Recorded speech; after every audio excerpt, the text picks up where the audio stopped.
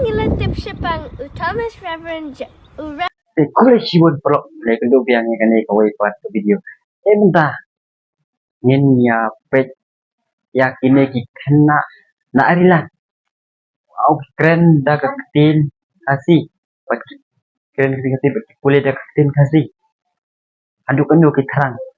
Ini pet minta ya kan ni ke video. Kenapa pro pandang keren, pan like, pan share, subscribe video. Tapi peno ya kan ni ke video jadi ni kena na reparing. Moh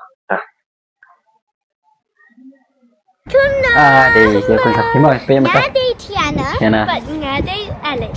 Tiana, Alec. Mentangilan tipsipang Thomas Reverend Thomas Jones. Reverend Thomas Jones, uday Welsh missionary. Kinahawa. Come on. Reverend Thomas Jones was a Welsh missionary.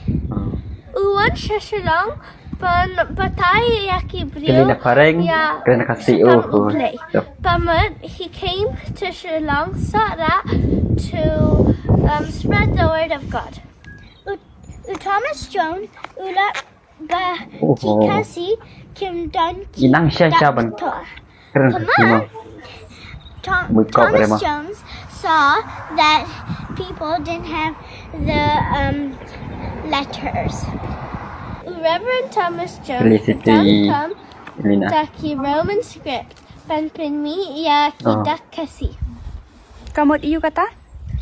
Kamot, but Reverend Thomas Jones used the Roman script to release and create the Kasi alphabets.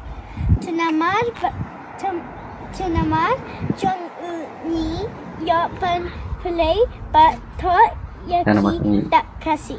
Come on, because of him we can read and write in.